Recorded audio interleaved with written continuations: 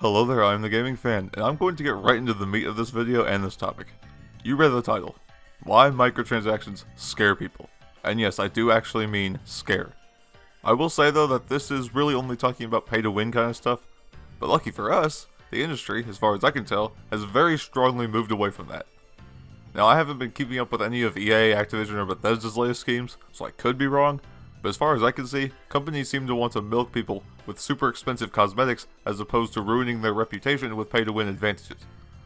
So I'll go ahead and tell you where I stand real quick on microtransactions before we get into the whole scare thing, because I feel this is necessary context.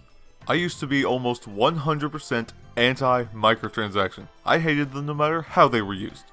In my defense though, the games that I used as examples definitely fit the bill for stupid microtransactions. My hate-filled intensity started dying down a bit once battle passes started to become a big thing. They may not always work well, but they're certainly better than loot boxes. In fact, my one and only microtransaction purchase ever is a battle pass. I won't say the game, but I'll tell you it's not Siege, even though I've got a lot of Siege stuff on this channel. However, one piece of news hit me like a brick. The announcement of Halo Infinite's budget. For those of you who are unaware, 343 Industries is spending over $500 million on this game. Now, expecting to spend that much money and not have microtransactions is, simply put, insane. Just for context, 343's highest grossing Halo game is Halo 4. This game barely made over $500 million. And the 343 Halo games have only sold worse since then.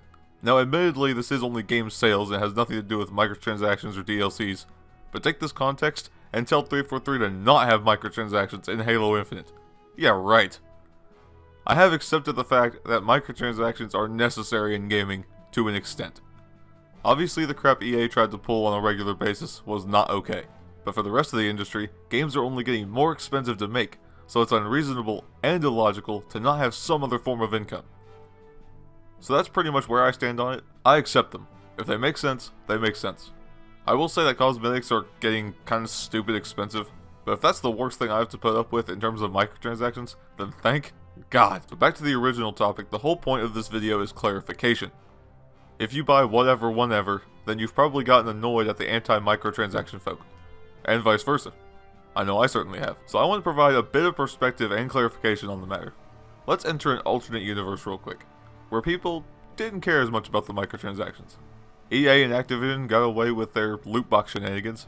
Because of that, single player is dying, loot boxes are everywhere. Every multiplayer game turns pay to win. If people are playing, paying, not making a fuss like they do in our world, then obviously it's okay.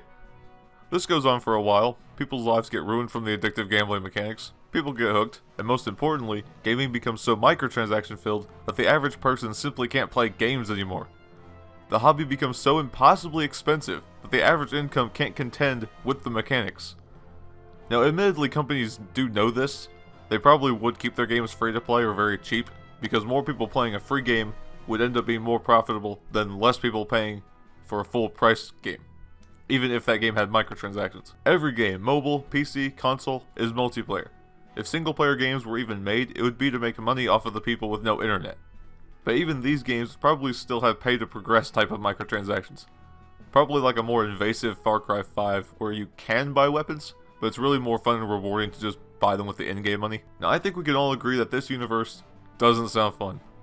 No matter how hardcore of a multiplayer person you are, I'm sure you don't want to spend thousands of dollars in each game just to be able to compete. Even after that, you'd still have to actually get good at the game in the first place, even though you just bought buffed stats. Now you may be thinking that this is an absurd scenario, and at this point in gaming it probably is, but if FIFA and Madden got away with it, if Advanced Warfare and Infinite Warfare got away with it, if the anti-microtransactions folk didn't cry out to stop being so dang greedy, then this universe could have easily been a reality. And I don't want that, and I highly doubt you want that. Bottom line, if we gamers didn't put a limit on these companies, gaming wouldn't even be affordable anymore. That is why people are or were scared of microtransactions. As I said, these things may not be as likely as they were back in 2017, but I wanted to provide that perspective.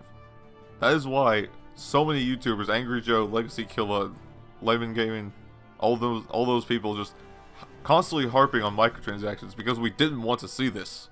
We did not want to see this. I hope that you all understand why people slammed companies for their microtransactions now. It's because we didn't want that alternate universe to become reality. I think all gamers can agree with that one. Now, if there are one or two of you that still don't get the rage, then let me put it this way. If gaming were that pay to win and that expensive, then you wouldn't really ever get an advantage. You would be playing with other people who bought that pay to win stuff. On top of that, there would be less players in general since the hobby is so expensive. But luckily, we don't live in that universe. We live in a world where there is a game for everyone on every platform. Mobile could certainly use some work, but we'll get on that. That's going to do it for me. Be thankful for gaming as is. After making this video, I know I am. And be sure to tune in next time whenever we rob the Golden Green Casino.